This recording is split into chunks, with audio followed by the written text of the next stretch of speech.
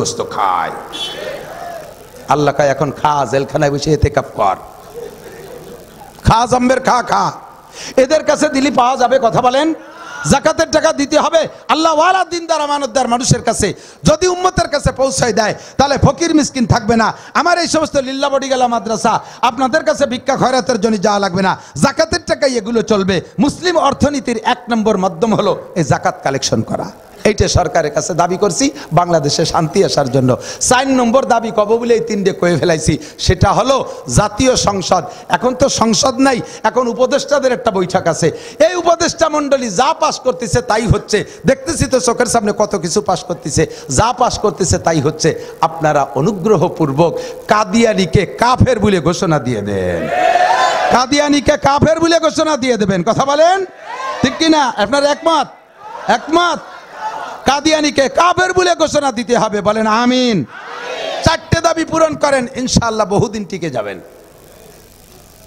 এই 4টে যে 4টের কথা বলছি, সকলকে যদি নামাজ পড়ায়, সব জায়গা যদি পর্দার পরিবেশ করে, আমাদের যাকাত যদি সঠিকভাবে আদায় করে দেয়, কাদিয়ানির যদি কাফের বলে ঘোষণা দেয়, আমরা সবাই এর ভক্ত হব কি হব না? আমাদের সরকারের আর কিছু দরকার নাই। আমাকে যে রাস্তাঘাটগুলো চলতেছে এগুলো কাজগুলো বন্ধ না হয়ে যায়, যাতে আমরা বাইয়েছে বাড়ি যেতে পারি কোনো মতে। আল্লাহ কবুল করুক, বলেন আমিন। সরে চলে আসছি অনেক দূর। সমস্ত নবীর মধ্যে সব নবীকে বিশ্বাস করি, তবে শেষ নবী মুহাম্মাদুর রাসূলুল্লাহ। ঠিক আছে তো? যুবকরা, পয়সা খাইয়ে ইমান বেচিস না, মা বোনরা পয়সা খাইয়ে ইমান বেচো না।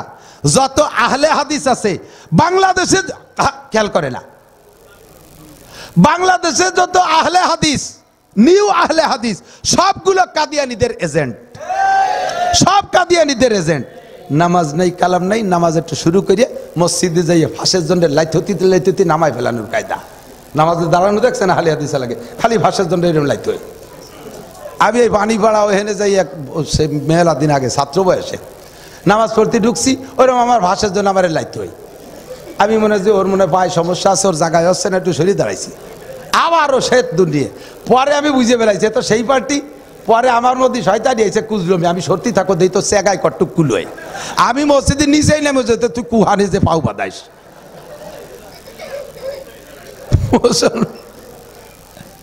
এতদিন নামাজ নাই, কালাম নাই, আহলে হাদিসের কয়টা টাকা খাইয়া, কাদিয়ানীদের কয়টা টাকা খাইয়া, কোন ভাবে দেশে কাদিয়ানি কয়ে দেই নেই। এর ভিতরে কাদিয়ানীদের টাকা, ইসরায়েলি চেলা চামুন্ডা, এগুলো ইসরায়েলের এজেন্ট। তারা ইসলামকে বিভ্রান্ত করার জন্য, ইসলামকে দাগি করার জন্য, ইসলামের গায়ে স্পট লাগানোর জন্য এই সমস্ত বিভিন্ন ষড়যন্ত্র। হিজবুত তাওহীদ নামে একটা আসছে, তার নাম, তার নেতার নাম বর্তমানে বাংলাদেশে পাঙ্কু সেলিম। কন্যা কি নাম? পাঙ্কু সেলিম। সে আইসে আবার নতুন ইসলাম, মহিলা পুরুষ একসাথে নিয়ে নামাজ পড়ে, ইমাম সাহেব নামাজের ইমামতি করে, নারী পুরুষ দিয়ে হজবর হয়ে গেছে। মুসল্লি একটা রুকুতি, একটা সেজদা, একটা একটা দাঁড়ানো, একটা খাড়ানো, একটা শোয়া, একটা বসা, ইমাম সাহেব নামাজ পড়াচ্ছে জামাতে। 1 পুরুষ 1 মহিলা বাজে কজে দাঁড়াই দিছে। এটা ইসলাম হতে পারে? ইসলাম হতে পারে? এগুলোর পালি যুবকরা জুতো মারতে পারবা না? এরা টাকা দিলি খাবা? এরা টাকা দিলি খাবা? প্যান্ট কিনে দিলি পরবা? টুপি কিনে দিলি নিবা? কুরবানি কিনে দিলিও নিবা না। এরা কোরআন শরীফ কিনে দিলিও নেওয়া যাবে না। কথা কন না কেন? কালিমাতু হাক্কিন উরিদা বিহিল বাতিল। বাহ্যিক কথা ভালো, উদ্দেশ্য ভালো না। বাহ্যিক কথা ভালো, উদ্দেশ্য ভালো না। যেমন একদল এসে কয় আমরা সাধারণ ক্ষমা ঘোষণা দিছি, তবে যারা যারা অন্যায় করছে তাদের বিচার করব। তালিকে ক্ষমা হইছে? আমরা কিছু বলদ সলদ কয়, উরি আল্লাহ কি উদর দেখছো, আই সেই মাফ করে দিছে। কালিমাতু হাক্কিন উরিদা বিহিল বাতিল, কথা ভালো, উদ্দেশ্য ভালো না। এই হিজবুত তাওহীদ, কাদিয়ানি, আহলে হাদিস সবগুলো ইসলামের নামে ফেতনা। আর এর আবিষ্কারক ইন্ডিয়া। আবিষ্কারক কি? ইন্ডিয়া। সারা দুনিয়া জুড়ে তবলিগের যে জোর ছিল, বলেন তবলিগ, তবলিগ কি মোহাব্বত ছিল না? কথা বলেন। তবলিগ আলাদের কি ভালোবাসা। অন্যান্য হুজুরদের মধ্যে মতামতি দলাদলি থাকলেও তবলিগের মধ্যে জামানা ছিল না। জাপান থেকে 1 দল আসছে তবলিগের, আমেরিকা থেকে 1 দল আসছে, এয়ারপোর্টে নামছে, 2 দলেরই হাড়ি পাতিল দেখে বুঝিয়ে ফেলাইছে তবলিগলা। পরিচয় হওয়ার পরে গলাগলি জড়াজড়ি, কেমন যেন কতকাল আগের থেকে এই সম্পর্ক, মোহাব্বত, ভালোবাসা এমন একটা জোড় মিলকে নষ্ট করে দিয়েছে। এই তবলিগের ভিতরে ফাটল সৃষ্টি করেছে যেই ভদ্রলোক, তার বাড়িও কোন জায়গা? তার বাড়িও কোন জায়গা? এই তার বাড়িও ইন্ডিয়া। সব জায়গার ঝামেলা বাঁধাইছে ইন্ডিয়া। ঠিক কি ঠিক না? আল্লাহ তাআলা আমাদের স্বনির্ভর হওয়ার তৌফিক দান করুক। আমাদের দেশ আমরাই চালাবো, বলেন ঠিক কি ঠিক না? আমরা দোয়া করি আল্লাহ তাআলা এই দেশের হাল এই দেশের মানুষের হাতেই দিক, আমলিগির হাতে দিক, বিএনপির হাতে দিক, যার হাতে দিক আল্লাহ ভালো বোঝে, তবে এই দেশের হাল এই দেশের মানুষের হাতেই থাকতে হবে। ঠিক কি ঠিক না? আল্লাহ কবুল করুক, বলেন আমিন। তাহলে শ্রেষ্ঠ রসুলের নাম কি? মুহাম্মাদুর রাসূলুল্লাহ। বিশ্বাস করেন তো? চাই রসুলি ওয়াল ইয়াউমিল আখির। আজকে কি বার? আজকে বিশ্ব চুকুর পরে আবার শনিবার, ঠিক না?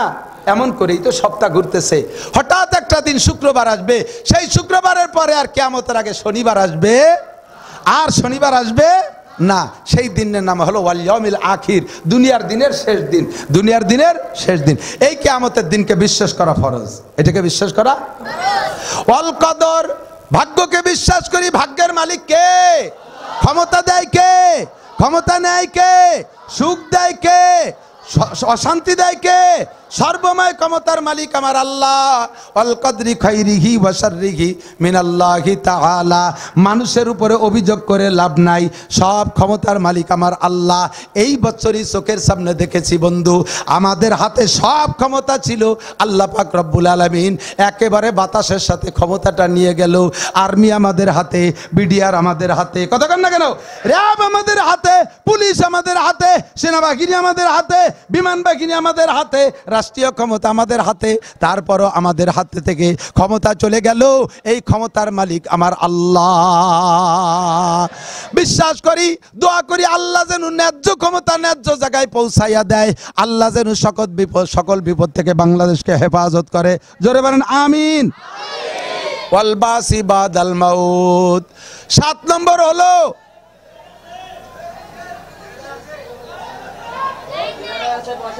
জেনারেটর আছে, জেনারেটর আছে। একটু জিকির করি সবাই, লা ইলাহা ইল্লাল্লাহ।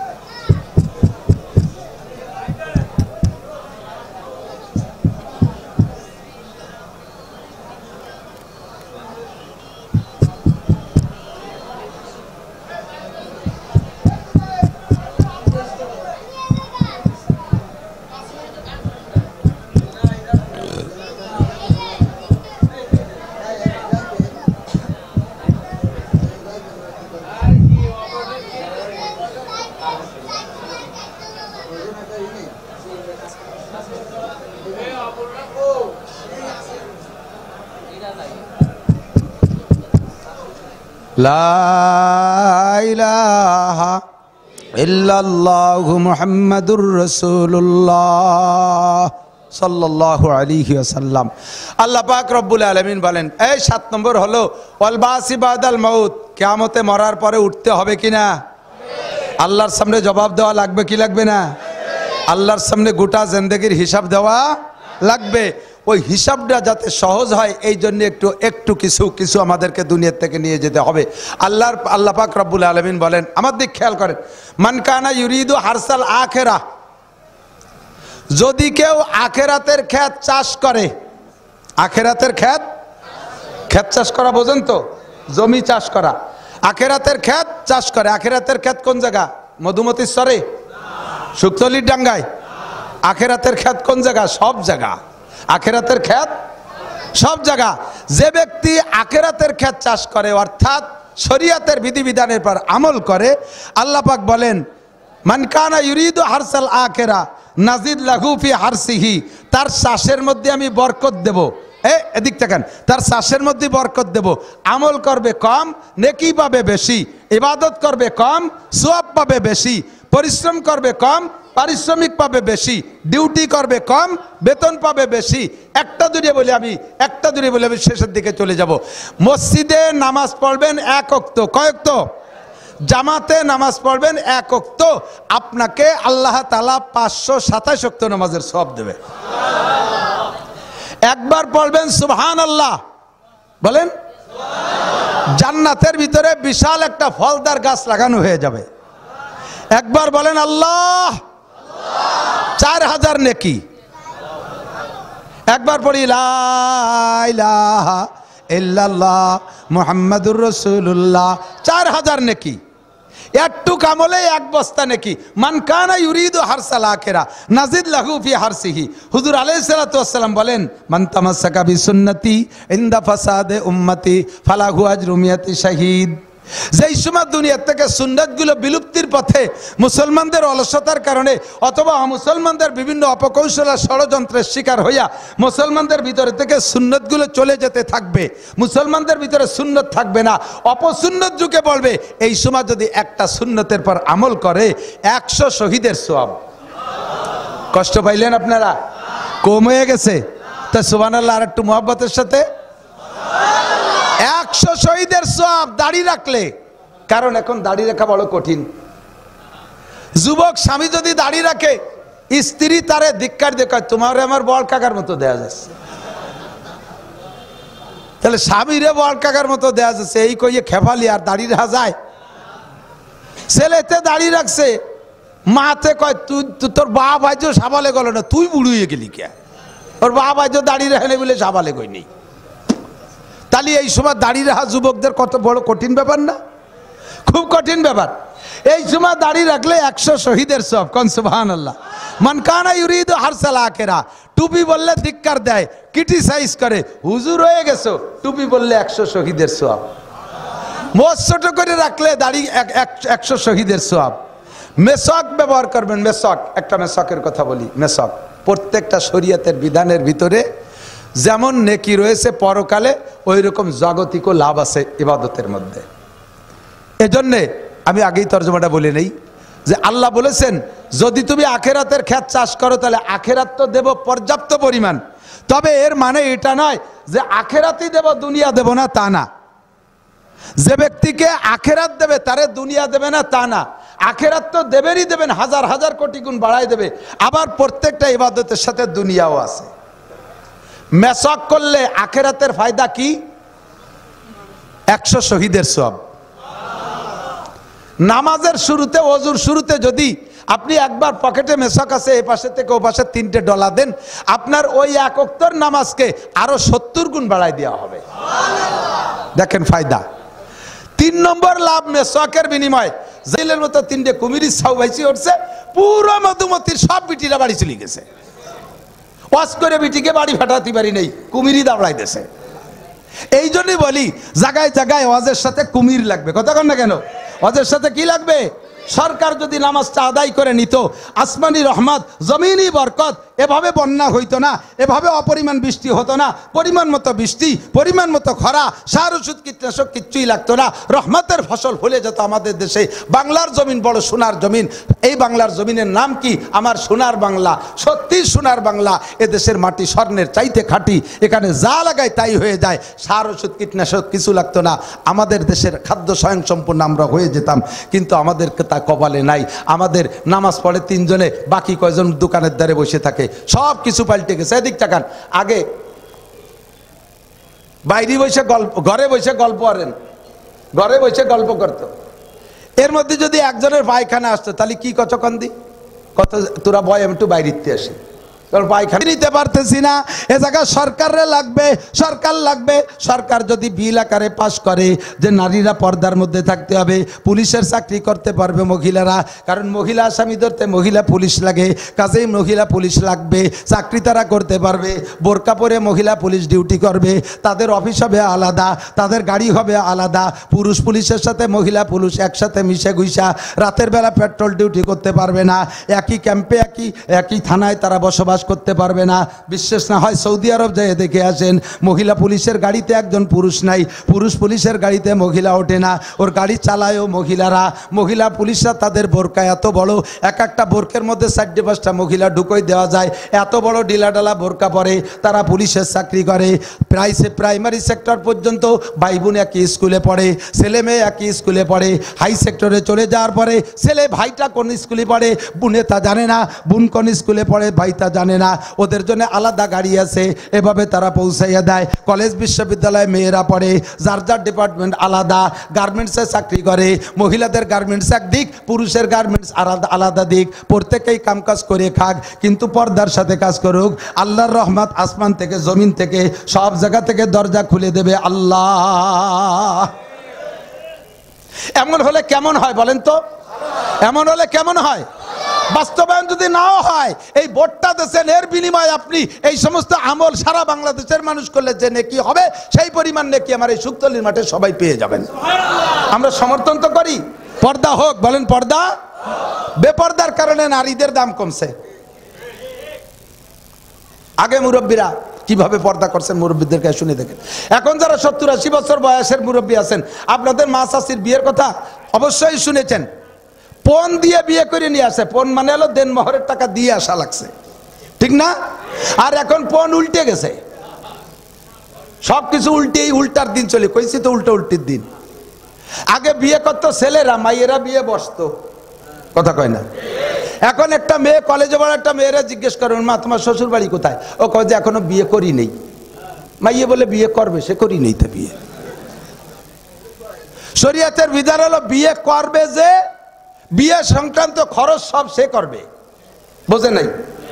বিয়ে করবে যে, বিয়ে সংক্রান্ত সব খরচ সে করবে, আর বিয়ে বসবে যে, ওই বিয়ে উপলক্ষে পাবে সব সে। তো আগে মেয়েরা বিয়ে বসতো, এই জন্য ছেলের পক্ষ থেকে সবই মেয়ে বাড়ি পাইতো, দেন মোহরের টাকা নগদ পাইতো, সম্মান পাইতো, তারপরে আরো কত কিছু দিয়ে সেই মাইয়েরে আনা লাগতো। এখন উল্টে গেছে, এখন এদিক তাকান, এই বিয়ে উপলক্ষে মেয়ের বাড়ি কোনো খানা হবে না, বিয়ে উপলক্ষে যত খানা সব হবে ছেলের বাড়ি। আর আমাদের দেশে এখন উল্টে গেছে কি যায়নি? কেন গেছে জানেন? বিয়ে এখন ছেলেরা করে না, মেয়েরা বিয়ে করে, ছেলেরা বিয়ে বসে। তুমি যদি বিয়ে বসতা তাহলে দেনমোহর পাইতে, তুমি যদি বিয়ে বসতা তাহলে স্বামীর বাড়ি যাইয়া অলিমা খানা হতো, সেই বাড়ি তোমার বাপ বাড়ির থেকে সবাই নিয়ে খাওয়াতে পারতে। যেহেতু তুমি বিয়ে করো, এই জন্য বিয়ে করনেওয়ালার ঘাড়ে সব বোঝা। তুমি ছেলেরা বিয়ে করছো, আগে দেনমোহর পাইতে বিয়ে বসলে, এখন বিয়ে করো বিদায় টাকাটা তুমি দিবা, তবে টাকার নাম হয়ে যাবে যৌতুক। টাকার নাম কি? মেয়েতে বিয়ে করছে, দাও টাকা দাও, বিয়ে যে করবে টাকা সে দেবে। তুমি বিয়ে করছো যেহেতু ছেলেটারে টাকা দাও, টাকার নাম যৌতুক। আগে ছেলেরা বিয়ে করতো, বাপের ছেলেরা বউ বাড়ি নিয়ে, বাড়ি যে খানা হতো তার নাম ছিল অলিমা খানু সুন্নাত। আর এই যে বরযাত্রী খাওয়ায়, এটা সম্পূর্ণ শরীয়তের খেলাফ কাম, বরযাত্রী শরীয়ত না। এখন মেয়েরা বিয়ে করে, তাই খাওয়া ডুনো তোমার বাড়ি দাও, সব উল্টে পাল্টে গেছে। আল্লাহ যদি মেয়েরা পর্দার ভিতরে থাকতো, এভাবে অ্যাভেলেবেল চোখের সামনে না পড়তো, তাহলে তাদের লাভ হইতো কি? সব মেয়েরা ঘরের ভিতরে, যুবকরা মেয়ে দেখতেছে না, যে মেয়েটারে বিয়ে উপলক্ষে দেখতে যাবে মনে করবে যে এইটাই সবচাইতে সুন্দর, এত হয়ে গেলি আর পাবো না। ও দেখে কয় যাব্বা আমি চাই তুমি বড় কাকারে নিয়ে এসো, আর জায়গা আনবা আনো, গাই বেশি টাহা নিয়ে এসো, এ থুয়ে গেলি পাবো না। আর এখন হাজার হাজার লাখ লাখ রাস্তাঘাটে দেখতেছে বিদায় পছন্দ হয় না, পছন্দ হয় না, পছন্দ হয় না, বিয়ে করে আর ছাড়ে, বিয়ে করে আর ছাড়ে। এই যে মহিলাদের বেদামি বানাইছে, মহিলাদেরকে দাম কমাইছে, এটা পুরুষে নয়, মহিলারা নিজেরা নিজেদের দাম কমাইছে। কথা বলেন ঠিক না? এই জায়গা মহিলাদেরকে দামি বানানোর জন্য আমি সরকারের সহযোগিতা চাই। জাতীয় সংসদ থেকে পর্দাটাকে বিল আকারে পাশ করে বাস্তবায়ন করেন। যদি একটা মাস 40টা দিন সমস্ত নারীরা 100% পর্দা করে, 40টা দিন বাংলার সমস্ত সাবালেক পুরুষরা নারীরা নামাজ পড়ে, 40 দিনের ভিতরে খুদার রহমত বাংলাদেশের ভিতরে বেশ কম দেখবেনই দেখবেন, আল্লাহর আলাদা রহমত আপনারা পাবেন। আমি চ্যালেঞ্জ করে বললাম। 3 নম্বর দাবি হলো, 3 নম্বর দাবি, এদিক তাকান, 3 নম্বর দাবি হলো জাকাতটা বিল আকারে পাশ করা হোক। জাকাত জাকাত জাকাত, বড় লোকরা কোটি কোটি টাকা, আরে মিয়া বলে থাকি মাঝে মাঝে, হারামে আরাম নাই। লক্ষ লক্ষ টাকা শেখ হাসিনার চোখে ধুলা দিয়া এক শ্রেণীর নেতারা খাইয়া আজকে নেত্রীরে বিপদে ফেলাইছে। কথা কোন ঠিক ঠিক না? এই কোটি কোটি টাকার যদি জাকাত দিতে আর এভাবে হারাম না খাইতে, এখন সব ফেলাই টেলাই ধুয়ে যাইয়ে জেলখানার মধ্যে তসবিহ টিপা লাগতো না। এক নেতা, বাংলাদেশের বড় এক নেতা, প্রত্যেক মাসের 1 তারিখে তার টাকার থেকে 80,000 কর্মচারীরে বেতন দেয়া চলে, এখনো চলতেছে। 80,000 কর্মচারীরে তার টাকা দিয়ে বেতন দিচ্ছে। কর্মচারীর ভিতরে 4 লাখ 5 লাখ টাকা বেতনেরও কর্মচারী আছে, 50, 30, 10, 20, 30 বিভিন্ন রকমের। অথচ এত টাকার মালিক হইয়া সে জেলখানার ভিতরে একটা ট্যাবলেট কিনে খাওয়ার পয়সা পাচ্ছে না। টাকারে যদি হালাল ভাবে উপার্জন করতেন, টাকা এইরকম বেঈমানি করতো না। কথা বলেন ঠিক ঠিক না? টাকার সাথে যদি সদ্ব্যবহার করতেন, জাকাতটা ঠিক মতো বুঝে দিতেন, তাহলে টাকায় বেঈমানি করতো না, টাকা আপনাকে বাঁচাই নিয়ে যাইতো। 40 ভাগের 1 ভাগ জাকাত দিলে আজ থেকে কমপক্ষে 25 থেকে 27 বছর আগের একটা সংবাদ আপনাদেরকে আমি শুনাই।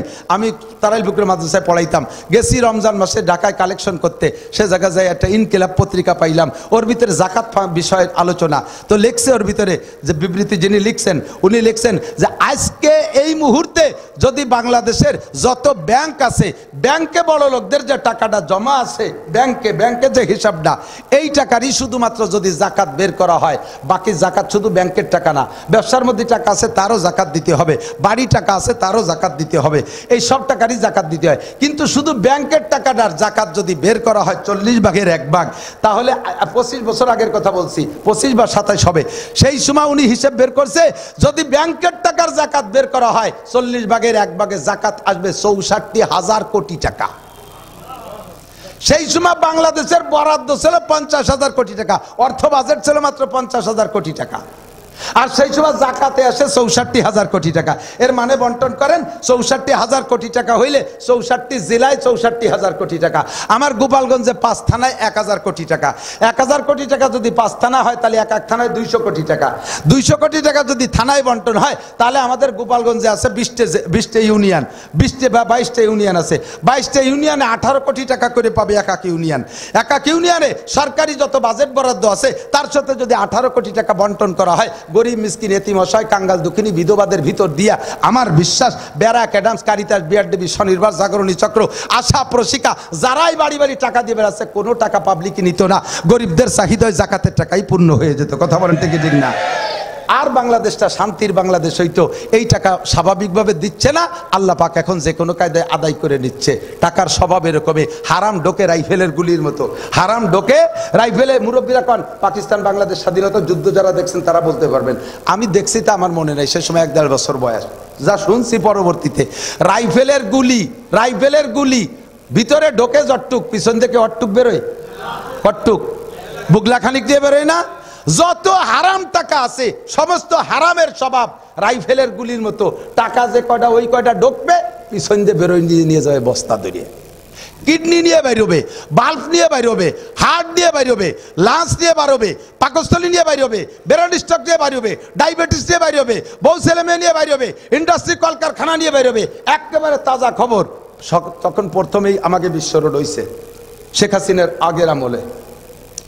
ওই সময় কয় বছর ধরে রাস্তা হইছে, যে কয় বছর রাস্তা কমপ্লিট হই নেই, সেই সময় ব্যানা লাগে দমের নাড়ি উল্টো ভাসতে পারা গেছে না।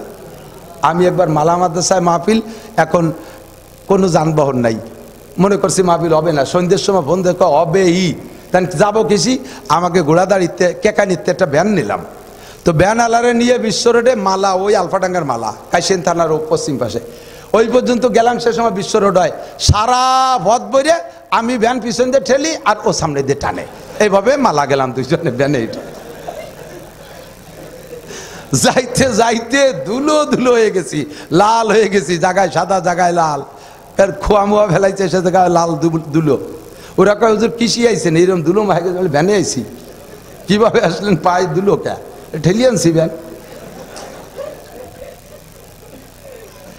এইভাবে কষ্ট করে গেছি আইছি, 3-4 বছর লাগছে রাস্তা করতে। যখন রাস্তা কমপ্লিট হয়ে গেছে, প্রথম যখন কমপ্লিট হয়েছে, সবাই তো আমরা চলছি কম বেশ, বলেন সে সময় কেমন দেখা যেত? আধা কিলো দূরি মনে হতো যেন রাস্তায় পানি দিয়ে রয়েছে, এরকম মনে হতো না?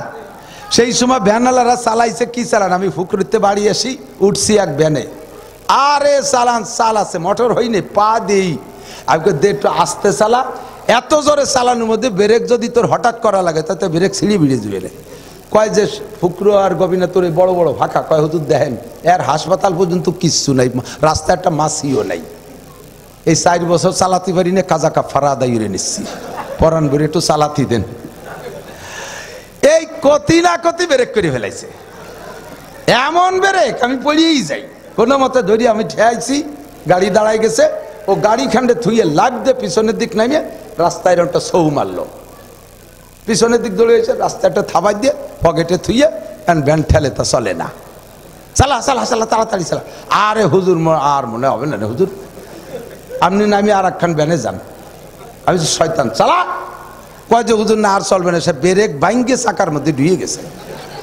তো তুই এইরকম জোরে ব্রেক কেন করলি? আমি তো আগেই কইছিলাম, কেন ব্রেক করলি তুই? এরকম লাভ দিয়ে নামলি কা, পিছনের দিক দৌড় দিলি কা, কি ধরলি তাই কদি যে 10টা টাকা ফেলানো, চিন্তা করলাম যে কেউ না কেউ তো নেবে, তাই আনতি যে কি যে সর্বনাশটা হয়েছে। এই 350 টাকা লাগবে না এই ব্রেক সারতি, আরে বিকেলে কামাই শেষ। 10 টাকা ঢুকছে, বস্তা ধরে বাড়াইনি। হাইসে উড়াই দেন না। জীবনে যার জীবনে এরকম ঘটনা ঘটছে, চক্ষু বন্ধ করে হিসাব করে দেখেন, সত্য না মিথ্যা? সত্য না মিথ্যা? হারাম 1 টাকা ঢুকবে 100 টাকা নিয়ে বেরোবে, 10 টাকা ঢুকবে 1000 টাকা নিয়ে বেরোবে। হারাম টাকা বাড়ি ঢুকাইছো, থাকতে পারবা না বাড়ি। হারাম টাকা যে পায়খানা বানাইছো, ওই পায়খানায় আঁকতে পারবা না। তুমি হাসপাতাল আর জেলখানা, লাস্টে কবরস্থান তোমার পোস্টিং, শেষ ফাইনাল পোস্টিং তোমার কবরস্থানে। আল্লাহর ঘর মসজিদের কাজ বাকি রয়েছে, আর বাড়ি 5 লাখ টাকা দিয়ে পায়খানা বানাও, ও পায়খানায় তোর আঁকতে দিচ্ছি না, যেমন হচ্ছিস তা না। কতক্ষণ জায়গা মতো কাজে লাগাইতে হবে। তো মানুষে বুঝতেছে না, আমরা ওয়াজ করি তা বোঝেই না। তো শরিয়াতে কি বলা হয়, সরকারের কাছে দাবি করলাম জাকাতটা বিল আকারে পাশ কইরা, এই জাকাত যথাযথ আদায় করেন, ইনকাম ট্যাক্সে জাকাত আদায় হয় না, বিলটা পাশ করে আর জাকাত আদায় করে আমানতদার, দিনদার, আল্লাহওয়ালা, আল্লাহর প্রতি বিশ্বাস আর আখিরাতের প্রতি যার ভয় আছে, মাল্লাম ইয়াখাফিল্লাহ লাম ইয়াখাফিন নাস, যে আল্লাহরে ভয় পায় না সে মানুষকেও ভয় পায় না। কথা বলেন না কেন? যে আল্লাহরে ভয় পায় না সে মানুষরে, আল্লাহরে ভয় পায় না বিদায় নামাজ পড়ে না, আল্লাহরে ভয় পায় না দাড়ি রাখে না, আল্লাহরে ভয় পায় না সে রোজা রাখে না, আল্লাহরে ভয় পায় না জাকাত দেয় না। কাজেই ওই লোকটা আল্লাহরে ভয় পায় না, মানুষের হক মারিয়ে খাতিয়ে সে ভয় পাবে না। এই রকম বেঈমানদের কাছে দিয়েন না। তালি গুরবা মিরো সাগজিরো মুশরা দরবা কুনাত ই চুনিয়ার কানে দৌলত মুলকে রাবি রাকুনাত, আমানতদার মানুষের কাছে দেবেন। বিলের কাছে যদি ভাজা মাছ পাহারা দিতে দেন, থাকবে? কাটা মাথা সব খেয়ে ফেলাবে না?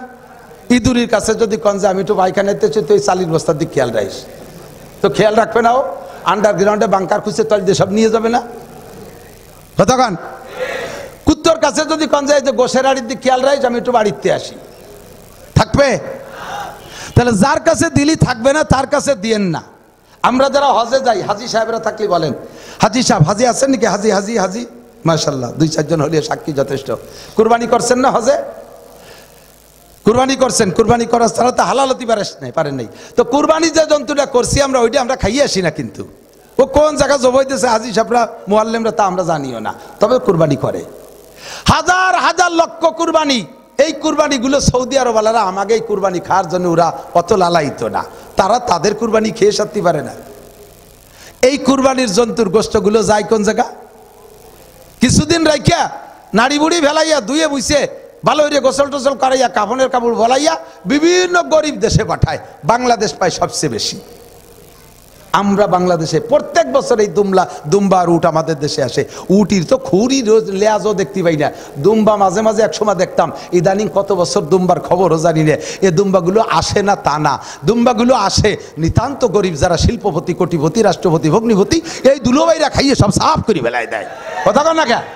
প্রত্যেকের বাসার ভিতরে বড় বড় কয়বর বানায় নিয়েছে ডিপ ফ্রিজ, ওর মধ্যে ঢুকাইয়া সারা বছর ভরিয়ে হাজিদের কুরবানির বরকতের বেশিস। ওরা দুইজনেই করে আল্লাহ দেহে লাভ নাই, কিচ্ছু নাই ওতে। এক ওক্ত যদি নামাজ থাকে ওর মধ্যে, শুধু তোমার আল্লাহ বলে কলেমা বলে বিশ্বাস করছি তাই ছাড়া নামাজ, রোজা, হজ, যাকাত, ফরজ, যতি, সুন্নত, মুস্তাহাব, টুপি, দাড়ি, পাগড়ি, দস্তার, ঢিলা, কুল, কিচ্ছু বলতে কিচ্ছু নাই। আর আকাম যা খুলিয়ে মানুষের সামনে আমাকে বেইজ্জতি করে না, ওই অবস্থা আমাকে যেদিক দিবা দাও, ক্লিয়ার কথা। সুদ, ঘুষ, চুরি, ডাকাতি, নুসবি, বদমাইশি, আলটারা, জাল দলিল, মিথ্যা সাক্ষী, মিথ্যা মামলা, বেড়া, ক্যাডামস, কারিতার, বিআরডিবি, স্বনির্ভর, কোনোটা বাদ দেই নেই। মদ, গাঁজা, হেবা, ফেন্সিলি, জারি, যাত্রা, করসা, গাজির গান, গুড়ো যাত্রা, কুযাত্রা, অযাত্রা সব করেছি। মানুষের মধ্যে খুললে বেইজ্জতি না হইলে কোন দিক ফাটাবো সেদিক ফাটাও। আল্লাহকে এই জায়গা হতো আল্লাহদের জায়গা না। হল আমল নামা খুলে দেয় যে ওরা যা বলছে সত্যি, আল্লাহ তো এমনি জানে যে সত্যি কিছু নেই। এই আমি তো এখন হাজার হাজার মানুষের মাফ করছি, চাইছিলাম যে তোদেরও মাফ করে দেব, কিন্তু তোদের তো একেবারে কিছু নাই, কোনো বাহানাও নাই, কোনো সুতো উতো খুঁজে পাচ্ছি না, কি দিয়ে একটু বার করবো, ছাড়ার কোনো উপায় পাচ্ছি না। দৌড়ু যা, সামনে তো সব দুটি দোজকে যা, ও দৌড় কইলেই একজন দৌড় মারছে। যে দৌড় মারছে আল্লাহ তারে আগে ঠেয়াইছে ফেরেশতা দিয়ে, এই ওরে ডাক দে, ডেকে কয় যে বেশ দোজক চেনো? দোজক কি শ্বশুর বাড়ি নাকি? যা কলি দৌড় মারলি এত তাড়াতাড়ি, কয় সাথে সাথে দৌড় মারলি, দোজক চিনিস? ওই লোকটা কি বলবে? আল্লাহ দোজক চিনি না, তবে এখন চিনি ফেলাইছি। তো তোর একটু ভয় না দৌড় দিলি? আল্লাহ দৌড় দিছি, আলো দুনিয়ায় থাকতে তোমার হাজারো হুকুমের একটা হুকুমও পালন করি নাই, আজকে তোমার সামনে ধরা পড়ে গেছি মনে বড় আশার তামান্না নিয়ে যে আল্লাহ তোমার একটা হুকুম আজকে এই মাঠে আমল করে দেখি, পালন করে দেখি, তোমার দয়া হয় নাকি, মায়া হয় নাকি, সেই মায়ার আশায় তোমার হুকুমটা পালন করে দৌড় মারছি। আল্লাহ পাক বলবেন, এই ফেরেশতারা যে আমার রহমতের আশা করে তারা আমি মায়ুস করি না। আমি বলছি লা তাকনাতু মির রাহমাতিল্লাহ, ও আমার এই হুকুমটা পালন করছে আমার রহমতের আশায়, বাদদিল সাইয়্যাতিহি হাসানাত, ওর জীবনের সমস্ত গুনাহগুলো নেকি দ্বারা পাল্টায় দাও, ওয়াদখিলহুল জান্নাহ, আর ওর বেহেশতে দিয়ে দাও। বলবেন না সুবহানাল্লাহ? একেবারে শেষের দুইজন নামিকা তাড়ি, এ তো এই কইয়া হুকুম পালন করিয়ে বেশি গেছে। আর একজন রে কইছে তুই গেলি না কেন? তোর কলম তো দুটি একসাথে যা, তুই গেলি না কেন? কয় যে আল্লাহ পাক কয় যে দুনিয়া করে হুকুম মানিস নাই, আর এখন শেষ বেলায় একটা হুকুম দিছি তাও মানলি না, তুই গেলি না কেন? কয় যে আল্লাহ আমি চাই রয়েছি তোমার রহমতের আশা, যে তুমি একবার বলছো যা, আর একবার বলো নাকি যা লাগবে না, আমি সেই আশায় বসে রয়েছি। সহি হাদিস, আমি লম্বা এবারত তো বলতে পারলাম না, সহি হাদিস। আল্লাহ পাক বলবেন ও আমার রহমতের আশা এখানে দাঁড়িয়ে আছে, যা ওর বাদদিল সাইয়্যাতি হাসানাত, ওর সব গুনাহ নেকি দ্বারা পাল্টাই ওরে জান্নাতে দিয়ে দাও। রহমতে হক বাহানা মিজুয়াদ, বাহানো মিজুয়াদ।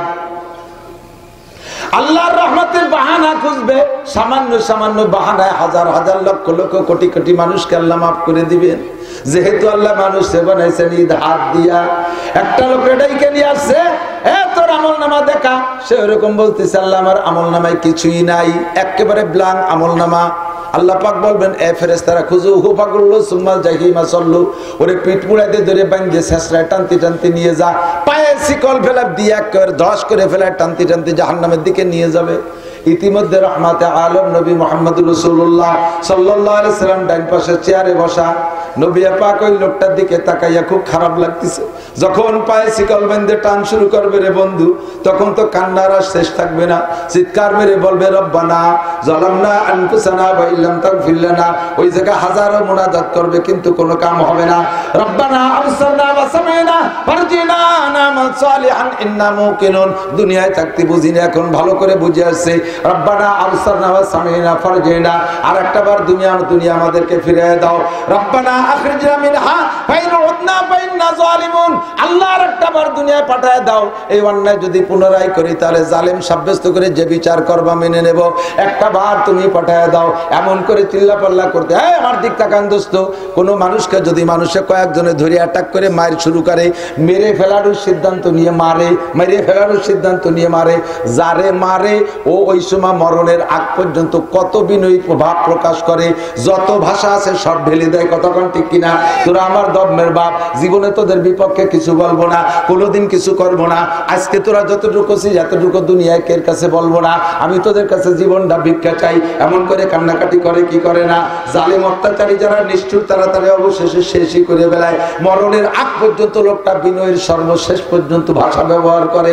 ওই লোকগুলো চিৎকার মেরে বলবে, রব্বানা যালামনা আনফুসানা ওয়া ইল্লাম তাগফির লানা ওয়া তারহামনা লানাকুনান্না মিনাল খাসিরিন, রব্বানা ফাগফির লানা। সব মুনাজাত ঢেলে দিবে। আল্লাহ পাক রব্বুল আলামিন চোখের সামনে দেখবেন, বাহানা খুঁজবেন কিন্তু খুঁজে পাচ্ছে না। এটার মধ্যে আল্লাহ যে পাচ্ছে না তা না, এটা রব্বুল আলামিনের একটা সিস্টেম। ডান পাশে রহমাতে আলম নবী তাকায় আছে, লোকটার কান্না দেখে নবী পাকও বড় কষ্ট পাচ্ছেন। হুজুর তার আগাগুলা তাকাইছে, কোনোভাবে কিছু পাওয়া যায় নাকি। হঠাৎ করে লক্ষ্য করে দেখে ওই লোকটার এত বড় দাড়ি, একগাল সুন্নতি দাড়ি। সুযোগ পেয়ে গেছে হুজুর। হুজুর বলেন, আল্লাহ আল্লাহ করে ডাক দিবেন। আল্লাহ পাক বলবেন, এ ফেরেশতারা দাঁড়া, গেতে নিশ্চয় আমার বন্ধু কেন ডাকলো শুনে নেই। কি দোস্ত, কি জন্য ডাক দিলে? আল্লাহ একটু দাঁড় করাও, একটু আমি চোখের সামনে দেখাই দিই। বান্দা তোমার নাফরমানি করছে, তোমার জাহান্নাম তোমার, তুমি তোমার বান্দারে জাহান্নামে দিবা। আমার এই জায়গা করার কিছুই নাই। আমি সুপারিশ করবো এমন কোন রাস্তাঘাটও খুঁজে পেলাম না। ওর সারা জিন্দেগিতে নামাজ নাই, রোজা নাই, হজ নাই, জাকাত নাই, ফরজ নাই, ওয়াজিব নাই, কিচ্ছু নাই। আমি কোনো পথ খুঁজে পাচ্ছি না। তবে আল্লাহ একটা জিনিস পাইলাম, ওই লোকটার মুখে দাড়ি, ওই দাড়িতে একেবারে পরিমাণ মতো সুন্নতি লম্বা দাড়ি। বান্দা তোমার বান্দারে তুমি দোজকে দিবা, দাও। দাড়ি কটা আমার সুন্নাত, দাড়ি কটার মুখে থেকে খুলে রাখো। আমার সুন্নাত যেন জাহান্নামের আগুনের মধ্যে না পড়ে। দাড়ি জাহান্নামের আগুনে পড়লে আমি সহ্য করতে পারি, তা আমার সুন্নাত। ওর মুখের থেকে দাড়ি কয়টাকে খুলে রাখা যায়? আল্লাহ পাক বলবেন মুখের থেকে দাড়ি খোলা যাবে না। কেন খোলা যাবে না? তাহলে তুমি মিথ্যাবাদী হবা। হুজুরকে আল্লাহ বলেন, তাহলে তুমি মিথ্যাবাদী হয়ে যাবা। কোন কথা মিথ্যাবাদী? তুমি তোমার উম্মতকে দুনিয়া বলেছো তামুতুনা কামা তাহয়াউন ওয়া তুহশারুনা কামা তামুতুন। তোমার জীবন যাপন হবে যেমন, মরণ হবে তোমার তেমন। জীবন যাপন হবে যেমন, মরণ হবে তেমন। জীবন যেমন যেই চেহারায়, মরণ হবে ওই চেহারায়। ওয়া তুহশারুনা কামা তামুতুন, আর যেই চেহারায় তুমি মরবা, হাসরের মাঠে তুমি সেই চেহারায় উঠবা। ওই লোকটার জীবন যাপনে ছিল দাড়ি, তাই মরণ হয়েছে দাড়ি অবস্থায়, হাসরের মাঠে উঠছে আর দাড়ি অবস্থায়। এখন যদি দাড়ি খুলে বেলাই দেই তাহলে তোমার কথার বিরোধ হয়ে যায়। কাজে ওর মুখ থেকে দাড়ি খোলা যাবে না। নবী পাক সুযোগ পেয়ে বলে, আল্লাহ তোমার বান্দা তুমি দোজকে দিবা, আমার সুন্নতি দাড়ি যেন আগুনে পড়ে না। এখন দাড়ি এক জায়গা, মানুষ এক জায়গা, তা তো হয় না। আল্লাহ এবার বলবেন তার দাড়ির ওসিলায়, আমার বন্ধুর কথায়, তার দাড়ির ওসিলায় তার জীবনের সব গুনাহ মাফ করে জান্নাতে দিয়ে দাও। রহমাতে আম্বাহান আমি জুয়াদ বাহান আমি জুয়াদ। এমন করে লক্ষ লক্ষ মানুষকে আল্লাহ বিভিন্ন কৌশলে মাফ করার চেষ্টা করবে, যেহেতু আল্লাহ হাত দিয়ে বানাইছে। তবে দুনিয়ার থেকে প্রস্তুতি নিয়ে যার জন্য আল্লাহ পাক সুযোগ তৈরি করে দিয়েছেন। আল্লাহ পাক বলেন, বান্দা এই দুনিয়া গিয়েছো, তোমার পিছনে শয়তান লেগে আছে। ইন্নাহু লাকুম আদুউম মুবিন। দুই প্রকারের শয়তান তোমার পাশে আছে, মিনাল জিন্নাতি ওয়ান নাস। আমার দিক মিনাল জিন্নাতি ওয়ান নাস, জিন শয়তান আর মানুষ শয়তান। জোরে বলেন, শয়তান কয় প্রকার? দুই প্রকার, জিন শয়তান আর মানুষ শয়তান। জিন শয়তান তোমার শিরা উপশিরায় চলে যায় ডাইরেক্ট সবডিতে, চোখ দিয়ে ঢুকে কান দিয়ে বের হয়, আরে শরমগায় দিয়ে ঢুকে মুখ দিয়ে বের হয়, নাক দিয়ে ঢুকে লজ্জাস্থান দিয়ে বের হয়।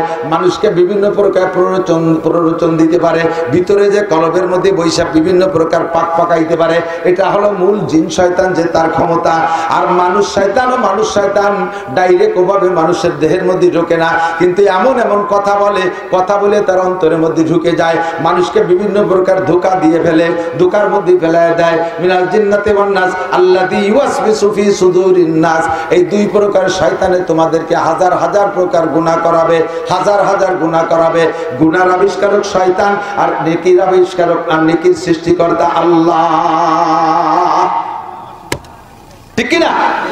আল্লাহ পাক বলেন শয়তান তোদেরকে জান্নাত থেকে বের করে নিয়ে গেছে, আর জান্নাতে ঢুকতে দেবে না, এই প্রতিজ্ঞা আমার কাছে করে গেছে।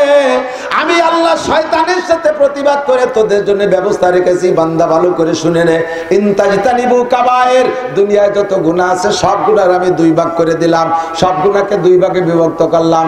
মাজারি সাজারি নাই, সব গুনাহ দুই প্রকার, বড় আর ছোট, দুই প্রকারের গুনাহ। আরবিতে বলে কবিরা গুনাহ, আরবিতে বলে সগীরা গুনাহ। আল্লাহ পাক বলেন কবিরার বহুবচন কাবায়ের, আর সগীরা গুনাহকে কোরআন শরীফের ভাষায় সাইয়্যাত বলে ব্যবহার করেছে।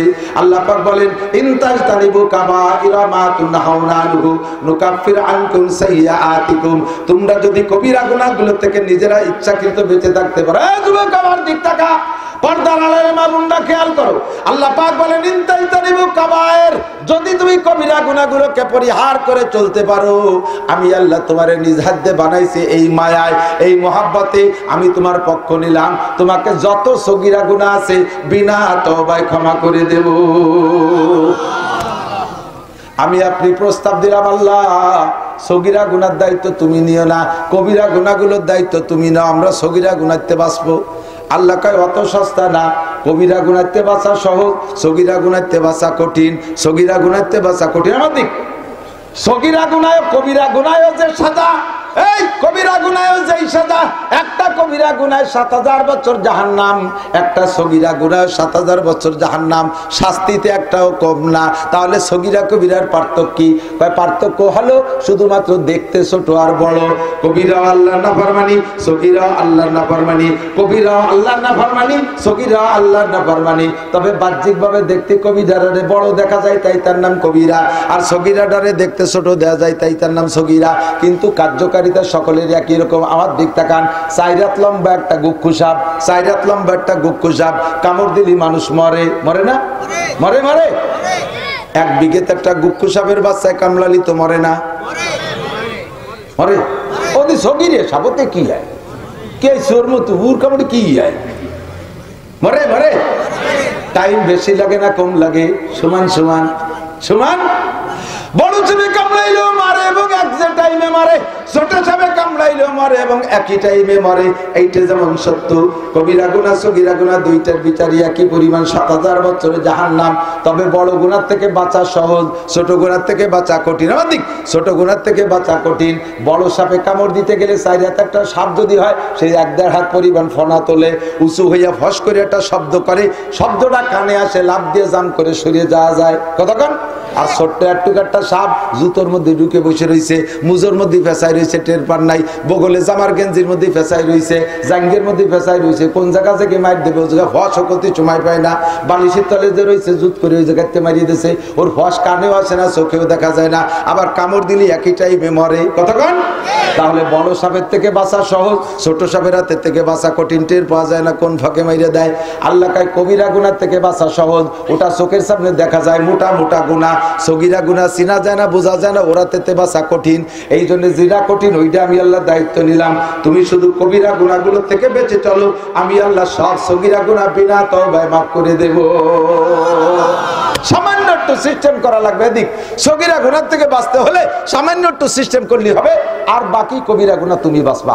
সগীরা গুনাহ থেকে বাঁচার জন্য সিস্টেম হলো, আল্লাহ পাক বলেন, আমার দিক তাকান, আকিমিস সালাতা তারাফাইন নাহারি, জম্মের খায় বিড়ি গাঁজা এবা ভেন্সিডিল হিরোইনের পাইপ মেরে ছাড়ে, আবার 5 ওয়াক্ত নামাজ পড়ে, মাঝে মাঝে উনি ওই সগীরা গুনাহ মাফ করায় নামাজ দিয়ে।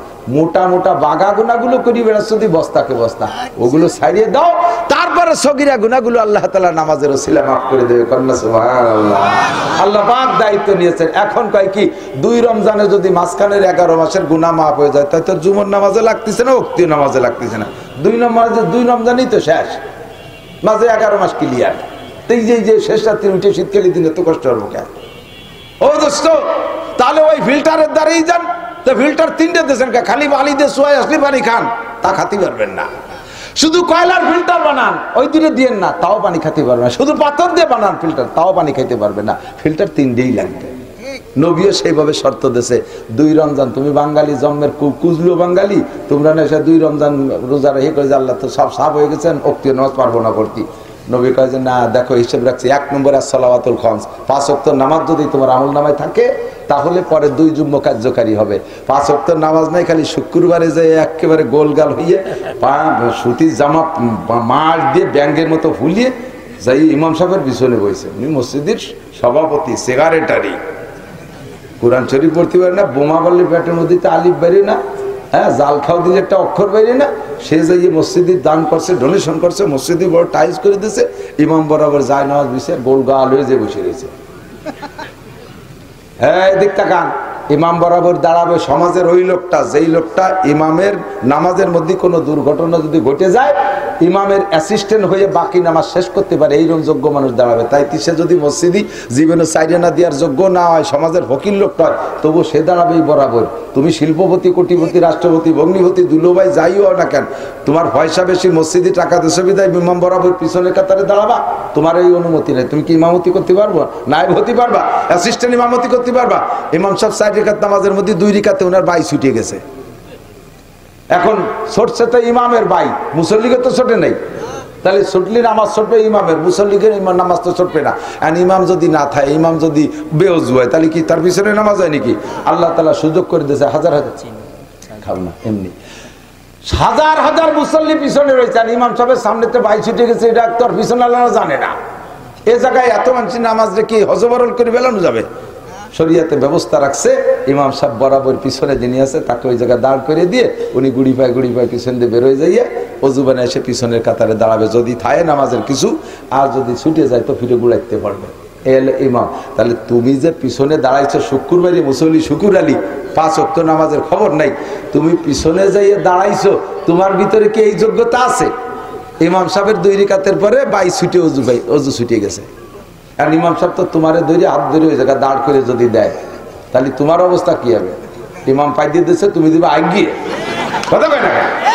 ঠিক না? তুই দিবি আগিয়ে, শয়তান ওই জায়গায় দাঁড়াচ্ছিস কেতি রেখে, পয়সা বেশি হলে ইমামের হচ্ছে দাঁড়ান যায় নাকি? ওখানে দাঁড়াবে যে অ্যাসিস্ট্যান্ট ইমাম হতে পারে সে, কথা কয়?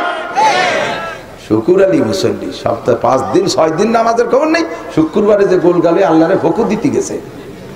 সাবধান, শর্ত হলো 2 জুমা কার্যকারী হওয়ার জন্য আগে 5 ওয়াক্ত নামাজ আমল নামায় থাকতে হবে, এরপরে 2 রমজান কার্যকারী হওয়ার জন্য 5 ওয়াক্ত নামাজ, তারপরে 2 জুমা বছরে 52টা শুক্রবার থাকবে, এরপরে রমজান মাসও থাকতে হবে। তাহলে 3 ফিল্টারে তোমার জীবনের সমস্ত সগীরা গুনাহ মাফ। ইনতাজতানিবু কাবাইরা মা তুনহাউনা আনহু নুকাফির আনকুম সাইয়্যাতিকুম, যদি তুমি কবিরা গুনাহ ছেড়ে দিতে পারো, নুকাফির আনকুম সাইয়্যাতিকুম, তোমার সব সগীরা গুনাহ মাফ করে দেব। শর্ত হলো কবিরা গুনাহ ছেড়ে দেব। এখন জানতে চাইলাম আল্লাহ কবিরা গুনাহগুলো কি কি, কবে বুঝে নেই, ছাড়তে পারি কিনা চেষ্টা করব। কবিরা গুনাহর ভিতরে সিরিয়াল আছে, কবিরার ভিতরে একটা হলো আকবরুল কাবায়ের, একটা কিছু আছে আকবরুল কাবায়ের, সবচেয়ে বড়, বড়র বড়, যার ভিতরে 2-1টা এমন যেগুলো থাকার কারণে অন্য কোন ইবাদত তোমার আমলনামায় জমাই হয় না। তুমি যত ইবাদত করো, হজ করো, যাকাত দাও, উমরা করো, কুরবানি করো, তিলাওয়াত করো, জিকির করো, তাবলীগ করো, কিচ্ছু তোমার বস্তার মধ্যে ঢুকবে না। সেই কবিরা গুনাহগুলো যদি থাকে, তার নাম হলো আকবরুল কাবায়ের। নাম্বার 1, 1 নম্বরে শিরিক, 1 নম্বরে বহুত বড় মারাত্মক। এই সাবধান, একটু আগে দেখে আসছি খেলা কারে কয়। আমাদের গোপালগঞ্জের ভিতরে মকসেদপুরের পূর্ব সাইডটা, গোপালগঞ্জের উত্তর গোপালগঞ্জ, 7 পাড়, বলতল, জলিল পাড়, ওই জায়গাতে নিচে যে হিন্দু এলাকা, এখন 2-1 ঘর করে মুসলমান যাচ্ছে, সে জায়গায় যে 2-1টা মসজিদ হয়েছে। আল্লাহু আকবার, ইন্না লিল্লাহি ওয়া ইন্না ইলাইহি রাজিউন। শিরিকের প্রশিক্ষণ চলতেছে, শিরিকের প্রশিক্ষণ চলতেছে। আমার যুবকরা, আমার যুবক বন্ধুরা, আমার এলাকার জনগণ অ্যালার্ট থাকবেন, সতর্ক থাকবেন। এই সমস্ত মুশরিক শিরকের প্রশিক্ষক যারা, উস্তাদ যারা, তারা আমাদের এলাকায় ঢুকতে পারবে না। ঢুকলে ইনশাআল্লাহ আমরা মুসলমান উপযুক্ত শিক্ষা দিয়ে ছেড়ে দেব, ঠিক কি ঠিক না? খ্রিস্টানরা লক্ষ লক্ষ কোটি কোটি টাকা দিয়ে বই ছাপাইয়া মসজিদে মসজিদে মুসল্লিদেরকে দিচ্ছে, আর বইয়ের নাম এমন দেশে যা দেখে আপনি বুঝতেও পারবেন না, আপনি ধোঁকাই খেয়ে যাবেন। মুসলমানদের নাম, আমাদের সব নাম। আমি একটু আগে দেখাইছি আমার মোবাইলে, ওরা কোরআন শরীফ বানাইছে, ওরা কোরআন শরীফ বানাইছে, নতুন সূরা লেখছে, সূরা একটার নাম দিয়েছে সূরা মুসলিমুন। আমার কাছে, আমি ফটো করে নিয়েছি একটু আগে, ওর কাছে আর কপি নাই বিধে আমি কপি আনতে পারি নাই। আমি মোবাইল নিয়েছে, সূরা মুসলিমুন সূরা লেখছে, সূরা দোয়া একটা সূরা লেখছে। এইভাবে অনেক সূরা দিয়ে এতখানি বড় কোরআন শরীফ এটা বানাই ফেলাইছে। আর সেইগুলো ইমাম সাহেবদেরকে, আলেম আমাদের আলেম, ওদের আলেম না, আমাদের আলেম, আমাদের কওমি মাদ্রাসায় পড়া, মোটা বেতন তারা দিয়ে এই হুজুরকে দিয়ে ইনজিলের প্রশিক্ষণ, তাওরাতের প্রশিক্ষণ এবং এই ঈসা আলাইহিস সালাম ধর্মের, ইহুদি ধর্মের বিভিন্ন বই পুস্তক ছাপাই মসজিদি হ্যান্ডবিল করে, তারপরে ছোট 1-2 পাতার ভিতরে করে বিলু করতেছে। আর মুসলমান তাই পড়ে পড়ে বিভ্রান্ত হচ্ছে। ও দোস্ত, এর 1 নম্বর মুশরিক। আল্লাহ পাক রব্বুল আলামিন বলেন, আল্লাহ পাক বলেন, ইন্নাল্লাহা লা ইয়াগফিরু আন ইউশরাকা বিহি ওয়া ইয়াগফিরু মা দুনা যালিকা লিমান ইয়াশা। হে বান্দা, যত সগীরা গুনাহ করো, যত কবিরা গুনাহ করো, করো, তোমার জিন্দেগীর কোন একটা ভালো কাজ যদি আমার পছন্দ হয়ে যায়, আমি তোমার একটা ভালো কাজের পর খুশি হইয়া সারা জিন্দেগীর সমস্ত সগীরা কবিরা গুনাহ মাফ করে দিতে পারি। শর্ত হলো তোমার বস্তার মধ্যে যেন শিরকের গন্ধ না থাকে, তোমার ইমানের বস্তার মধ্যে যদি শিরকের গন্ধ না থাকে। শিরকি গুনাহ করনেওয়ালার কোন গুনাহ আমি আল্লাহ পাক ক্ষমা করব না। তুমি যত ভালো কাজ করো, শিরক 2-3 প্রকার। 1 নম্বরে শিরক ফিল ঈমান, 1 নম্বরে শিরক ফিল জাত, আল্লাহর জাতের সাথে শিরক করা। 2 নম্বরে শিরক ফিল সিফাত, আল্লাহর গুণের সাথে শিরক করা। 3 নম্বরে শিরক ফিল আমল, আমলের ভিতরে শিরক করা। 1 নম্বরে ভালো করে বুঝে নেন, নামাজ কালাম জিন্দেগি ভরে শূন্য হাতে উঠবেন, খোদার কসম শূন্য হাতে উঠবেন। এই শিরকের বিপদ যদি আপনার মধ্যে থাকে, এই জন্য সবাই কান খাড়া করে শুনবেন। আমল একটু কম হলে আল্লাহ তাআলা আপনার একটা গুণ দেখে মাফ করে দিতে পারে, কিন্তু ইমানের মধ্যে ভেজাল থাকলে কোনো উপায় হবে না। এই জন্য ইমানটারে আগে ফ্রেশ করেন। নবী পাক বারবার অর্ডার করে, আখলিস দীনাকা ইয়াকফিকাল আমালুল কলিল। হে নারী আর পুরুষ, তোমার ইমানকে খাঁটি করো, ইমানকে ফ্রেশ করো, ইমানকে নির্ভেজাল করো। অল্প আমলই নাজাতের জন্য যথেষ্ট হইবে। অল্প অল্প আমল করে বেহেশতে চলে যেতে পারবেন, কিন্তু ভুরি ভুরি আমল করেছেন অথচ ইমানের মধ্যে শিরকের গন্ধ আছে, আল্লাহর কসম 1 সেকেন্ডও জান্নাতে যাইতে পারবেন না। এই জন্য শিরক মুক্ত ইমানের পরামর্শ একটু ভালো করে শুনতে হবে। আল্লাহু আকবার। শিরক ফিল জাত, যেমন ইহুদিরা শিরক করে। ক্বালাতিল ইয়াহুদু উযাইর ইবনুল্লাহ, ইহুদিরা কয় উযাইর আলাইহিস সালাম আল্লাহর ছেলে। একটু বলেন, কি বলবেন? জোরে বলেন। এই মাশাআল্লাহ কই নেই, তোমরা কি ইসরায়েলের লোক নাকি? উযাইর আলাইহিস সালাম আল্লাহর ছেলে? জোরে বলেন নাউযুবিল্লাহ। শুধু এই কথাটার ভিতরে এরকম মাধ্যমে আপনাদের ভিতরে হিট করে নাই, আরো শুনেন এই কথার তর্জমা কি। উযাইর আলাইহিস সালাম আল্লাহর ছেলে মানে উযাইরের মা আল্লাহর স্ত্রী। আল্লাহ উযাইরের মার সাথে স্ত্রী সুলভ আচরণ করে গর্ভধারণ করাইয়া সেই গর্ভের সন্তান বানাইছে উযাইর রে। আল্লাহ কয় এর চাইতে বড় কষ্ট আমি কিছু পাই না। তোরা জীবন ভরে নামাজ না পড়লেও কষ্ট পাই না, কিন্তু এইরকম অপবাদ আমার নামে দিলে আমি বেশি কষ্ট পাই। ওয়াকালাতিন নাসারা মাসিহ ইবনুল্লাহ, আর নাসারারা কয় আল্লাহর ফ্যামিলিতে সদস্য 3 জন, মুরব্বী আল্লাহ 1 জন, আল্লাহর স্ত্রী মারিয়াম। আল্লাহ মারিয়ামের সাথে যৌন মিলন করে সন্তান গর্ভধারণ করাইয়া সেই সন্তান বানাই দিয়েছে ঈসা রে। একটু জোরে করেন নাউযুবিল্লাহ। আর এই 2 জাতি হলো আল্লাহ পাক বলেন লা তাত্তাখিযু আদুব্বি ওয়া আদুব্বাকুম আউলিয়া, ইয়া আইয়ুহাল্লাযীনা আমানু লা তাত্তাখিযুল ইয়াহুদা ওয়ান নাসারা আউলিয়া। এ আমার প্রাণপ্রিয় বন্ধু মুসলমানরা, ভালো করে শুনে নাও। আল্লাহ পাক বলেন আমার শত্রু আর তোদের শত্রুকে বন্ধু বানাইস না, আমার শত্রু আর তোদের শত্রুরে বন্ধু বানাইস না। জানতে চাইলাম আল্লাহ আমাদের শত্রু আর তোমার শত্রুকে। আল্লাহ কয় তোমাদের শত্রু হলো লা ইয়া আইয়ুহাল্লাযীনা আমানু দুখুলু বিসমি কাফা ওয়া লা তাত্তাবিউ খুতুওয়াতিশ শাইতান ইন্নাহু লাকুম আদুউম মুবিন। তোমাদের শয়তান, তোমাদের শত্রু হলো মূল শয়তান, সে তোমাদের প্রকাশ্য শত্রু। তোমাদেরকে বেহেশত থেকে বের করছে ওই শয়তান ইবলিস, কাজেই তার অনুসরণ করবা না। আর আমার শত্রু হলো আমার পথ নিয়ে যারা কাড়াকাড়ি করে তারা, আমার পথ নিয়ে যারা কাড়াকাড়ি করে তারা আমার শত্রু। আমার পথ নিয়ে কাড়াকাড়ি করে ইহুদিরা, আমার পথ নিয়ে কাড়াকাড়ি করে নাসারারা। নমরুদ আমার পথ নিয়ে কাড়াকাড়ি করছে, খোদাই দাবি করেছে, ওইটা আমার শত্রু। ফিরাউন আমার পথ নিয়ে কাড়াকাড়ি করেছে, আমার শত্রু। আমি আল্লাহ পাক সন্তান গ্রহণ করি না। কুল হুয়াল্লাহু আহাদ আল্লাহুস সামাদ লাম ইয়ালিদ ওয়া লাম ইউলাদ। আমি আল্লাহ একক, আমার বউ নাই, বাচ্চা নাই, আমার মা নাই, বাবা নাই, এই জায়গা যদি তোরা আমার নামে এগুলো বলিস আমার সবচাইতে কষ্ট লাগে। কাজেই যারাই বলবে তারা আমার শত্রু। ইহুদার নাসারা আমার চরম শত্রু।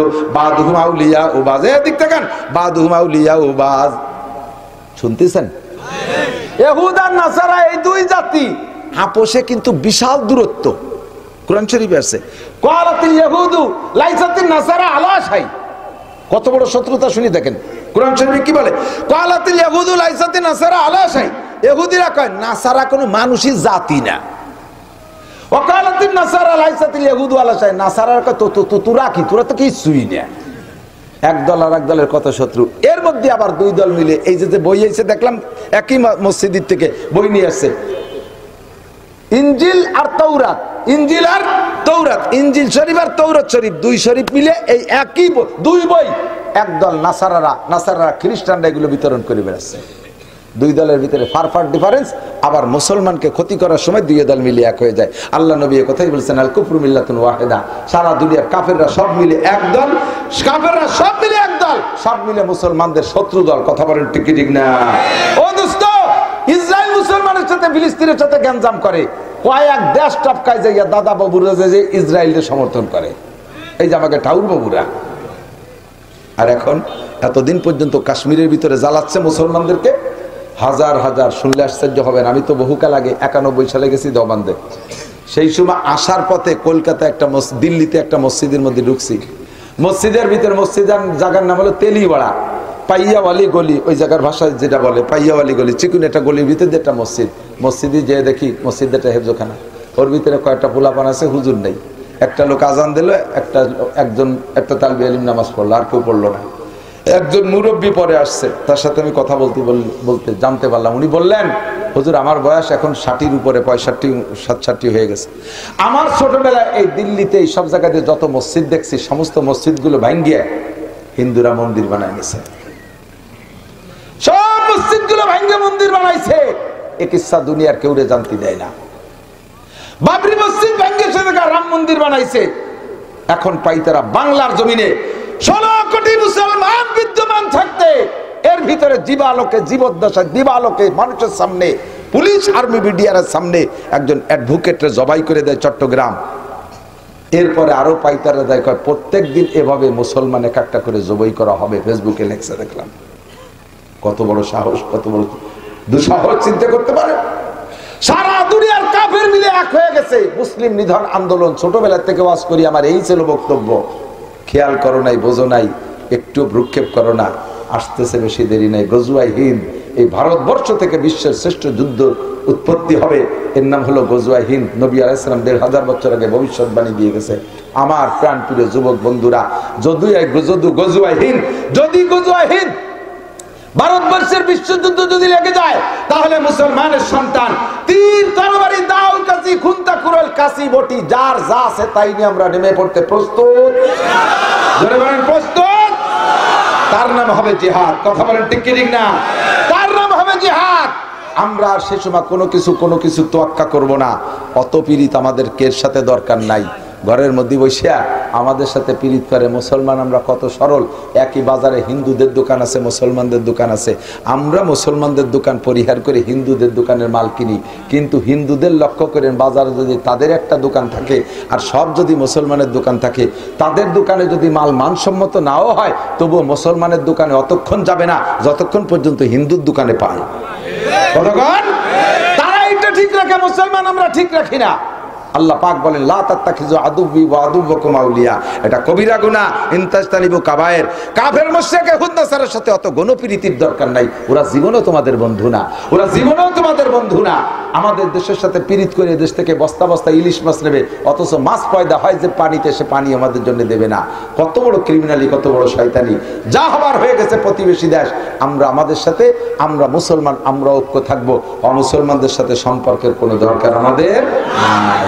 ইনতাজতানিবু কাবায়ের, 1 নম্বরে শিরকি গুনাহ থেকে বাঁচবো। ঈমানি শিরিক করব না।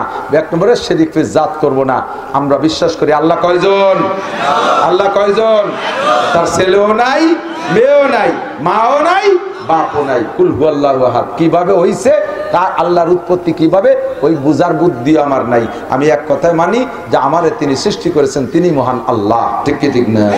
2 নম্বরে আল্লাহর গুণের সাথে কেউ শরীক করবো না। এদিক তাকান, আল্লাহর যত গুণ আছে, খাওয়ানোর গুণ কার? রুজি দেয় কে? সন্তান দেয় কে?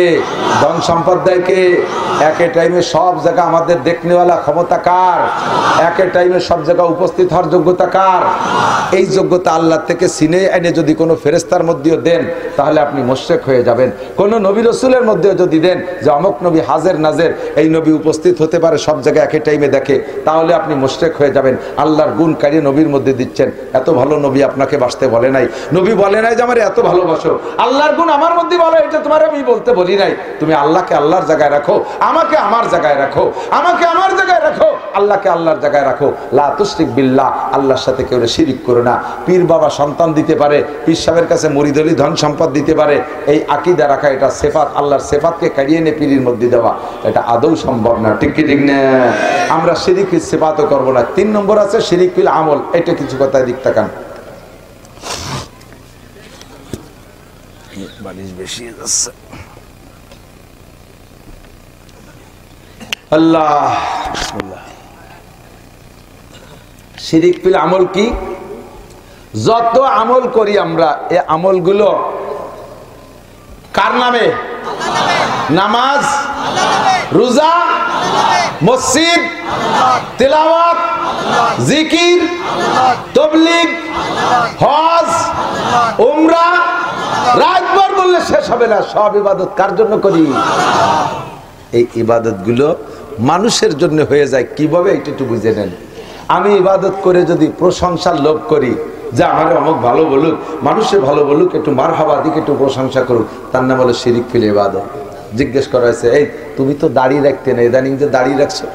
কয় যে দাড়ি না রাইয়ে কি বসে? নাতি এসে দাড়ি ধরে বসে, না আমার দাদার দাড়ি আছে, তোমার তো দাড়ি নাই। সেই লজ্জাতে ওর জ্বালায় না রাইয়ে পারলাম না। তাহলে এই দাড়ি কি আল্লাহর জন্য না নাতির জন্য? এই দাড়িতে নেকি হয় না, এর নাম বলে শিরিক ফিল ইবাদত। কথা কি বলছেন নাকি? তুমি তো নামাজ পড়তে নেন যে নামাজ পড়ো, বিটি গে জ্বালায় থার কায়দা আছে নাকি? সেই জ্বালায় চলিয়েছি মসজিদে। তাহলে এই নামাজকে আল্লাহর জন্য না বিটিকে জন্য? এর নাম হলো শিরিক ফিল ইবাদত। মসজিদে স্টেজে যেয়ে দেখি সুন্দর একটা চেয়ার আমার ডাইন পাশে খালি পড়ে রয়েছে। খেয়াল করেন, সুন্দর একটা চেয়ার খালি পড়ে রয়েছে, কেউ বসে না। হুজুররা নিচে গাদায় গাদায় বসে, ওই চেয়ারে কেউ বসে না। এই চেয়ারে কেউ বসেন আর না, এই চেয়ার সরাইতাম, দুজনে জায়গায় বসতে পারবে। হুজুর, ও চেয়ারে কেউ বসাও যাবে না, ও নামানোও যাবে না। কে চেয়ারকে সাথে স্ক্রু দিয়ে লাগানো নাকি? কয় না, সমস্যা আছে। চেয়ার হলো সভাপতির চেয়ার। কার চেয়ার? তা সে সভাপতিরা ডাক দেন, কয় যে না উনি আসবে না, উনি অভিমান করছে। কি অভিমান? কয় যে উনি এবার, উনার নাম আছে পোস্টারে, উনার নাম আছে, তো এবারই উনি নতুন হজ করে আছে। নামও আমরা লিখছি সুন্দর, কিন্তু আল হাজ লেখা হয় নাই। এই আগে তো উনি আসবে না। 8 লক্ষ টাকা দিয়ে হজ করে আসছি না, ওই জায়গায় আল হাজ লিখতে কয় টাকা লাগে? লাগলে আমার থেকে নিতে। ওই জায়গায় আল হাজ লেখা হলো না, আমি কিভাবে চেয়ারে বসি? উনি বুঝতেই পারছি না। আল হাজ লেখা নাই বলে চেয়ারের থেকে আলে খোঁচাচ্ছে ওনারে। ওই তানি কোথাকার, তুমি আল হাজ কলাই আইছো? এই হজ শিরিক ফিল ইবাদত। 1 পয়সারও নেকি পাবা না। হজে যার আগেও যে আকাম করছো, হজে তাইছো সেই আকাম করো। হজে যার আগেও বিটাকে আল দিতে, হজে তাইছো আল দিলে, স্টেজও আল দিলে, এরকম শিরিক ফিল ইবাদত। 20,000 টাকা দিছে অমুক, যেরকম মারহাবা না, তা তো কেউ দেয়নি, আপনার কোনকা মারহাবা? এইভাবে 10-20 জনের মারহাবা হয়েছে, এর মধ্যে ভাগে একজন দেশে 20,000, তার নামে মারহাবা হয়নি। যাই হুজুরে দিচ্ছে, হুজুর টাকা ফেরত দেন, টাকা ফেরত দেন। আর বেটাকে নামে মারহাবা হয়, আমার টাকা কি ফসা? আমার টাকা কি ছেড়া জাল টাকা? তো তুমি টাকা দিচ্ছ কিছু জন্য? মারহাবা জন্য। ফেরেশতাকে আল্লাহকে মারথাবা, শয়তানের গাল দেয় মারথাবা। নেকি কলা 23 জায়গা ইবাদত, শিরিক ফিল ইবাদত। এরকম শিরিক ফিল। মসজিদেরটা বানাইয়া আমাদের নাম পেলে, নেম পেলে, আমার নাম না দেন, আমার আব্বার নামটা একটু দিয়ে দেন। তোমার নাম আর তোমার আব্বার নাম দিবা, ওই নামটাই হবে। আরবিটাকে নামাজ হবে ওই মসজিদে, তোমাকে হবে না। তোমাকে নামাজ, তোমরা কোনো নেকি পাবা না। তোমাকে নামাজ হলেই হবে, তবে তোমরা মসজিদ দানের যে নেকি, এই নেকি পাবা না। তুমি শিরিক ফিল ইবাদত করেছ। বলে দিছি সুন্দর করে বুঝাইয়া। মানুষ মারা যাওয়ার পরে কাজ কি, মানুষ মারা যাওয়ার পরে কাজ কি কি হুজুরের কাছে শুনবেন। উনরা তো আমাদের চেয়ে অনেক জুনিয়র বয়সে, পরে ফারেক, বড় আলেম, বহুত বড় আলেম, আমরা পড়াইতে পারে, কিন্তু আমাদের চেয়ে অনেক পরে। আমরা যখন এই মাঠে আওয়াজ করি তখন ওরা পড়তেও যায়নি, হতে পারে 27-28 বছর আগে। এত সময় এই সেই সময় আমরা বলতাম মানুষে খাইতো না। এখন আপনাদের সন্তানদের কাছে আপনারা শুনে দেখেন, মানুষ মারা যাওয়ার পরে কাজ কি কি। 1 নম্বরে দ্রুত গতিতে তাকে গোসল করানো, সুন্দর সাদা কাপড়ে তাকে কাফন পরানো, তাড়াতাড়ি কবর খনন করে তাকে জানাজা পড়াইয়া দাফন করানো। এই কাজগুলো মানুষ দাফন পর্যন্ত শেষ। বিশ্বাস না হয় মক্কা যায় দেখে আসেন, মদিনায় দেখেন, এর চাইতে আর কোনো ব্যতিক্রম নেই। মানুষ মারা গেলে, পুরুষ মারা গেলে আরে কপাল, 5-7 মাইল দূরিতে বিড়লির মধ্যে উড়াকান্দির মতো বিটিরা প্যান ফেনায় নাক মুস্তি মুস্তি কান্তি কান্তি আসতেছে। এই বাড়ি এসে ওনার এক নজর দেখবে, কি হয় তোমার? কিছু হয় না, কত গেছে আমাকে ওই জায়গা। তো তোমার কিছু হয় না, তা তুমি কান্দো কেন? সবাই কান্দে, সেই জন্য আমারও কান্দা আসতেছে। এই আল্লাহ কুলতি সেই পর্বেটারে তুমি দেখে গেলে, যারা ওই জায়গায় বসে পর্দা খুলে খুলে দেখাচ্ছে তাদের আমল নামায় কবিরা গুনাহ হবে। ওই যে মেয়েগুলো এসে ওইগুলো দেখতেছে এই জায়গায় বসে। মহিলাটা মারা গেছে, প্রতিবেশী, বাসুর পুত, দেওর পুত, একে চাষি হয়। এই চাষি গেছে মরার পরে, জীবদ্দশায় যেমন দেখা না যায়, মরার পরও দেখা না যায়। দ্রুত তাকে শরীয়ত সম্মতভাবে দাফন করায় দেন। এই পর্যন্ত, জানাজা পর্যন্ত, দাফন পর্যন্ত কাজ শেষ। এরপরে যতই সালে সব, যত কায়দা পারেন করবেন, খেয়াল রাখতে হবে যেন বেদাতের আশ্রয় না হয়ে যায়। রুসুমের কোনো পালায় পড়বেন না। 7 দিনের দিন জায়গায় দাঁড়ায় এলান দিয়ে দেয়, আমার আব্বার আজকে কি বার? আজকে হলো রবিবার, রবি, সোম, মঙ্গল, বুধ, আগামী বুধবারের দিন আপনাদের সকলের দাওয়াত, এখানে আসবেন, দোয়া করবেন আব্বার জন্য, আপনারা দুপুরবেলা খানা খাবেন। এইটা কি কোরআন হাদিসে কোনো জায়গা আছে কিনা খুঁজে দেখেন। কোথাও যদি না